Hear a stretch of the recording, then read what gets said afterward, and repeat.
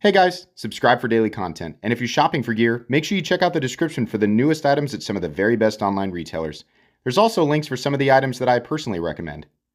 Thanks! What's going on YouTube? Metal Complex here, and today I've got another interesting knife review slash knife overview to share with you guys. This is the Chaves Liberation Street, which was a recent release. At the time of this video, it actually might still be available. So I will make sure and link this guy right down below. It does come in full titanium or G10. Blade HQ has their own exclusive version of this, and some other places might have their own exclusive versions, but I'll make sure that there are lots of different links you guys can check out everything that is available right now as far as the retailers that I usually have down there. Thanks so much to this gentleman here for sending this in for review. Please make sure to follow them on Instagram. It's because of people like them that I'm able to bring you guys daily knife content. This is a loaner, so it will go back to that person when I'm done. Thanks to my patrons who are supporting me right now, and please make sure to follow me on Instagram at metal_complex. Let's go ahead and get a measurement of the Liberation Street. The Street series is, as far as I understand it, is, you know, like the full-size Liberation, the full-size 229, or at least the full-size production versions, because the original Redemption is a lot bigger, if you didn't know. But this is more of a, not tiny, because it's still definitely a bulky knife. It's just a smaller, more, you know, carry-friendly option. It's a little tiny bit bigger, 7.6 maybe. I'd say just a hair longer than 7.5 inches. And then your blade length is coming in at about 3.3, and your cutting edge is coming in at about 3 1/8. Let's go ahead and do some size comparisons up against the Ontario Rat Model 1 and the Ontario Rat Model 2. It's closer in size to the Rat 2, but it's got much more in the way of just like thickness and presence, right? It's still a much more bulky knife. How about up against the Demco AD 20.5? About the same size this way, but again, it's definitely thicker. How about up against the PM2 and the Spyderco Para 3? Kind of in between, but you know, again, it's just thicker, which I'll show you here in a sec. And then last but not least, the Benchmade Griptilian, or in this case, the Ritter Hogue, and the Benchmade Bug Out. In a lot of ways, I look at this knife as, it's like, have you ever wanted a bug out that's just way more dramatic and way thicker? Well, check out the Liberation Street. There's a lot of unnecessary with the Liberation Street, but it's also, you know, it's pretty cool. Chaves knives have been popular for a long time. How's the action on this guy? Well, this is made by Riot, and aside from the fact that there is some double clutch, which you can see right here, this does have a detent ramp, right? And it makes that transition pretty smooth. But as far as like trying to turn and do this, you'll find that it's a little bit, it's got a little bit of recoil there. It's got a little, it bounces a little bit because it's not quite up on that flipper tab. That is one of the issues here. So if double clutch bothers you, and people always ask about double clutch is the way that I describe when you disengage. A lot of people, when they disengage frame locks, what they like to do is let the flipper tab fall to their thumb, stop the blade, and then they like to move their hands out of the way, turn the blade sideways, and let the blade fall shut, which is possible to do if by that point the detent ball is up on the face of the blade. But in situations where the detent ball has not yet reached the face of the blade, you run into this, and it's kind of bouncing around, which can be a little bit annoying. If you close your knife like this, then you won't have a problem with it. It just depends on how you like to close your knife. Let's go ahead and do carry profile. So thickness up against the Spyderco Para 3, and yeah, it's a little bit thicker. I mean, if we're going right there, you can see there is definitely some brickiness to this guy, but it's not an absolute tank. We're not looking at a Medford or anything like that. So do with that information what you will. Length and height up against the PM2 and Para 3, it's actually shorter than both, and even including the flipper tab, it's still nowhere near as tall as these camel hump knives. Let's take a look at the inside. You can get my flashlight down in the description as well. I really like this. The titanium one's cool, but the aluminum one that I have in my truck, I really have been enjoying. They're just AAA flashlights, really cheap. Well, I say cheap. They're inexpensive. They're very well made. They're just inexpensive. No milling on the inside, which has been the case with the Chaves knives for as long as I can remember. So we're looking at titanium and M390, pretty standard there for a premium Riot production knife. Weight is coming in at a substantial 4.97 ounces, which is nowhere near the perfect ounce and inch ratio that we sometimes look for in pocket knives. The balance on this knife is, it's about right here. You can see the knife is definitely a little bit butt heavy, and that's because we have some pretty thick unmilled titanium scales. I don't, it's not always about weight to me. It's about balance and how the thing feels in hand and in your pocket. They probably should start milling these out. I think they could probably shave a good half an ounce off of this by milling out both sides of the titanium and bring that balance more towards the middle of that choil there, which is where you want it. So, yeah. Let's go ahead and do a hardware check. I'll get out my tools as per usual. My tools are very inexpensive and very recommendable. You can find them right down in the section of my description that talks about the tools I use. The one I mentioned that that's where you can find my flashlight and my watches and stuff as well. I think we're probably looking at a T8 for the pivot. It's usually, yeah. T8, and then, yeah, T8 for the body screws as well, and T8 for the pocket clip. Isn't that supposed to have a skull clip on it? Yeah, actually, they ship with the skull clip. I just went ahead and installed the standard clip because they ship with a standard clip now. This made a lot of people angry. Just the fact that it was a skull. Some people, I want to say angry, it just makes people complain. A lot of people say that the only reason they don't own a Chaves knife is because of the gaudy skull clip. Yes, an opportunity to use the word gaudy. Yeah, well, look, now they ship with a regular clip. So there you go. Now you can buy one, right? Personally, I think it's great that they were like, Chaves was like, you know what? That's fine. I'll just give people both clips. That's pretty cool, actually, considering he kept his prices about the same as they have always been. Chaves knives have not seen a major bump. They may have been overpriced to begin with and are now evening out. But my perception has always been, yeah, that feels pretty good, right? So it's pretty cool that now he's just like, yeah, here's an extra full milled clip for people who don't like the skull thing. Personally, I'm not somebody who walks around with like skull t-shirts and like a skull helmet and like a skull, hood ornament on my truck. And I'm just like, yeah, or whatever that life is all about. I'm not really sure, right? If you're just like really into skulls. But to me, it's the Chaves personality, right? When I think of Chaves knives, I think of the skull clip. So in the same way that I enjoy the personality of all of my knives that in my collection individually, I kind of like letting Ramon Chavez's personality come out in his design. And I leave it on there on principle, right? But I will admit that aesthetically, this just looks cleaner, and this clip actually looks a lot more like, the rest of the knife. So, and you still have to, there's still a skull on it, right? So skull guys it's still there. But it's your choice, right? So you don't have to complain anymore. I'm sure that people will find a way, but there you go. Let's go ahead and weigh it. Oh, wait, no, of course, we already weighed it. Let's go ahead and measure blade stock thickness. I feel like this is probably still 150 thousandths, maybe even 155.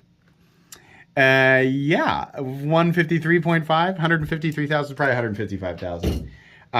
Pretty thick blade. No, I mean, like literally, it's just as thick as the full-size Liberation or 229. So, okay. I mean, if you like little pocket tanks, this will definitely do the trick, for sure. It's just a little bit thinner this way than the 229. In fact, just for the heck of it, because I do own the 229, I'll get that out so you guys can see. Here's the full-size Chaves 229. Up against the Liberation Street. So you can see there, that's kind of the size they pulled off of it. But, the thickness, like we're still looking at just as robust of titanium scales and just as thick a blade. It's just a different profile. Anyways, put that back there. Let's go ahead and move on into the meat and potatoes here. So how are the ergonomics? I mean, when you lock into the areas you're supposed to, these are pretty like distinct areas. They really want your index finger either here or here. And this is not super comfortable. I've never really been super excited about the choils on these knives because the flipper tab makes it to where it's like you have to fit your finger into here and you cannot move anywhere else, which means you are pressed up against that sharpened edge, and that makes me not want to use it as a choil, right? So it makes me think like, why don't you just go ahead and give me an extra 1/4 inch of cutting edge? And let's not even mess with that, right? In this position right here, the only point you might feel is right here, and I've always kind of touched on that. Maybe back here as well. They're a little bit sharp, but the rectangular aesthetic has always been a part of these knives, and it does give it its character. So you gotta weigh that out, right? Are you looking for something that's incredibly hand-melting comfortable, or are you looking for something like this Chaves Liberation with a very distinct personality that has been the same since Chaves knives came into existence, right? It just, the truth is that ergonomically it's all right, but you are very confined. This is pretty much the one, like this part of your hand, these 4 fingers, right? You can get a 4-finger grip, but these 4 fingers are pretty much not going to move. If you try to move them, you're going to be running into these gigantic peaks that really don't feel comfortable during normal use. Getting up here, that's pretty much the only other hand position I can see that's kind of reasonable, but trying to hold it any other way, it just feels weird. So it's all right though, and the flat clip makes it easy to hang on to. It's not likely you're going to drop it, but then again, they're not textured from the factory. I have seen, it's not Way of Knife, it's Fanatic Edge. Always gets a batch of them and does their own custom versions, and they have a beautiful diamond pattern that they do. I don't know why Chaves doesn't like to do patterns on the scales, but this, I mean, it's already outlined by this heavy chamfering here. So literally any type of pattern, it does not have to be a diamond texture, but literally any type of pattern would look excellent on this.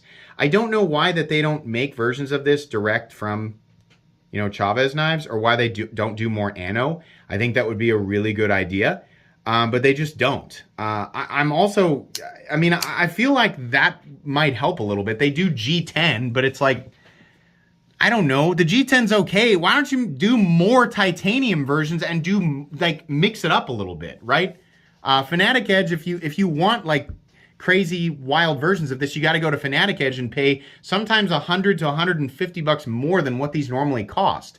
So I don't know. I mean, I think it would be neat, but that's just, you know, the one that I own is very plain and it's intentionally like that, but I think I would pick up a wild one too, or just at least look at one that has some type of pattern in here. I think it would be really cool because this is flat, it's not contoured, right? The hardware still sticks up a bit, which some people are going to look at as kind of, oh, that's kind of neat. It just makes it look more, you know, mechanical and robust. And some people will find it annoying. I don't really know that it hinders it in any way. My 228 Mid-Tech was made in the United States. There was a while where, you know, the Chaves Redemption was a gigantic, hulking 9¼ inch or so monstrosity with a 1/4 inch blade stock. If you didn't know that, yeah, the original Redemption was huge. And there were very few made, and they were very expensive. Then he made a Mid-Tech, like a partial production, partial custom. That was about $500. It's about 8 inches overall. Still 190 thousandths on the blade stock. Still very robust, and it was tumbled. These were made in the United States. Pretty cool, kind of ridiculous dimensionally, but I really loved that finish. And ever since, they have just been this satin finish, which is okay. Riat does a good job, but I just miss that tumbled finish from the 228. Anybody else used to own a 228? That was cool. That blade shape was also cool. I like the new compound ones, right? But the blade shape was also cool. Anyways, getting stuck on the past here. This is a pretty straightforward, I mean, I'm going to call it a drop point blade. Call it whatever you want. There's a flat that carries, I mean, it's a really generic looking blade, but it also has like a very distinct, like the overall profile is a very distinct Chaves personality, right? The flat carries out to about 80% the length of the blade. There is plenty of material carried out to that tip, even though it is definitely a fine and pointy tip. The edge is definitely sharpened well. I'm not going to call it thick. I'd call it medium thick. Here lately I've been cutting paper with all of these just to kind of tell you guys what I'm feeling in the moment. It really does slice plenty well. In fact, I got to be honest with you, it actually slices better than I thought it would. It's really not, I mean, you can see here, these edges are even curling off of some of these slices. And there's no tearing or fraying or anything like that. So it's slicing through. Depending on what you cut, you might have a different experience. But the edge is definitely sharpened well. And there's nothing in the cutting path, right? So it's not a, this is not a hollow ground blade. It is a flat ground blade. For the most part, unless you're cutting super dense material, you probably won't have much of an issue. It's M390 and it's reasonably well accentuated. This is not a knife that I would take out and try to abuse. Even though we do have a more robust geometry, it's just really, even though, you know, it's a more robust overall knife, it's still, pocket knives in general, and unless you're looking at a knife with a triad lock, they're just not knives that should be used for things that other tools should be used for. And even in the case of the triad lock, it's like, just use a different tool. Like, stop trying to prove something to yourself and just use the right tool, right? So I just made a whole bunch of Cold Steel fans, man. That should be, my channel should not be called Metal Complex. It should be called Guy Who Just Regularly Makes Fans of the Triad Lock Mildly Frustrated. That's the reality. Anyways, there is no lanyard hole. There never has been. So sorry, lanyard people. There's a very simple backspacer. That's how these have always been. The pocket clip carries about medium depth. It's not deep or shallow, which is fine. I've never had an issue with the pocket clip. There's a nice little ramp under here. Come on now. Right there. There's the knife. So really, in and out of the pocket, it's pretty easy. Your stop pin is located here. It's kind of deep, and there's plenty of shouldering. Completely and totally solid lockup. No lock stick whatsoever. No pivot lash. Nice and smooth. Very clicky detent, which is awesome. Perfect centering. He didn't talk about the thing, about the flaw. Look down in the comment section right now and look at how many people just could not wait. Oh, there's always a certain group of people who watch 30 seconds of a video and they don't care to find out whether or not I'm actually going to criticize something that is a known criticism. They just have to like put it in the comments immediately. Yeah, there is a little bit of a flaw with this knife. And then you can go down there and let them know, like, hey, he did talk about this. He didn't skip it. You can actually touch the blade. In a video, or I think I did a 5 Cool Knives video where I talked about there's maybe a 1/4 inch of the blade. I'd say for me, it's more like 1/2 inch of the blade. It depends on your finger, right? If I dig my finger in there, I can definitely touch about 1/2 inch of sharpened cutting edge. Now, this is a problem if you regularly find yourself pushing your finger into the spine. A lot of people are going to point out, well, you know, when you're reaching into your pocket, that's going to happen. I don't know about you, but let's pretend this is my pocket, okay? So it's in my pocket. I don't know about you, but when I reach into my pocket, I do not do this. I don't go. And even if I did, I certainly don't turn my finger sideways and try to dig it in. This is what I do when I'm reaching for my pocket knife. Right here, and slide, because I'm grabbing the clip and the back of the knife. My finger doesn't ever go here. Is it a problem? I mean, yeah, because in rogue situations when you're not paying attention, it is certainly possible that you could run your finger against that blade. I've had people comment and say, you know, I don't like mine. I sent it back right away because I reached into I've seen this exact comment so many times. I sent mine back immediately because the first time I reached into my pocket, I cut myself on the blade. And I was like, you really? Why were you doing it like that? Why did you reach into your pocket like this? This is how you pull your knife out of your pocket? I don't believe you. Sorry. I think it is definitely an issue that should be, paid attention to, because this was an issue with the original Liberation, right? But that's just an unnatural way to pull your knife from your pocket. It's here, and you pull, and then you flip it, right? By the time your finger's here, the blade is out because you flipped it. Even if you miss, no, because the edge is still quite a ways. It's still, the edge is still quite a ways from the lip of the titanium there, right? Can we see it? It's there, and you can touch it, but I think people are being a little bit over dramatic about that. I don't find that to be, it's kind of like the thing with the nub on the Shaman. I always laugh when someone's like, the Shaman would be a great design if it weren't for that nub. I just can't do it. And I'm like, you can't do the Shaman because a nub touches your finger? That's not a flaw. It's just a weird thing to, it's fine. People look at things like that differently, but I'm sorry. I can't get too upset about this. You can touch it, and it should be altered. The blade or the profile of something should be altered so that you cannot touch it at all. But I think in 99.999% of realistic scenarios where you are not intentionally trying to push your finger down there, you're just not going to cut yourself. It's possible, but most people are not going to cut themselves. That's really what I think. So you can decide whatever you want. And maybe, if your fingers aren't quite as fat as mine, maybe you're more likely to push your finger down in there. I think a lot of the people saying that are people who never bought it, and they watched another review where that was pointed out, and for some reason they want to jump to another video and be the first to point that out. Like, you didn't even, I don't know. Maybe I'm wrong, but I get the impression that the vast majority of people who are saying that never actually bought it. So it is a flaw. I don't think it's really a major flaw. I'd call it a medium level flaw. A little bit worse than the nub on the Shaman. But definitely something, I want to make this clear, even though I've said it like 5 times. It is something that should be fixed. I just don't think it's that big of a deal. All things considered, this is still a pretty specific, like, you really have to want to carry a smaller brick of a knife that is a reasonable, like, choice for day-to-day carry. You have to be willing to spend a lot of money to get premium materials, even when we don't really need them day-to-day, right? And you have to want kind of a chunky tank, and you have to want something that's got, as far as the ratio of personality to utility, this is more on the personality side. It's cool though, and as a collector, I'm really glad that I have a Chaves in my collection. But day to day, like, if I owned this exact knife, would I be carrying it all the time?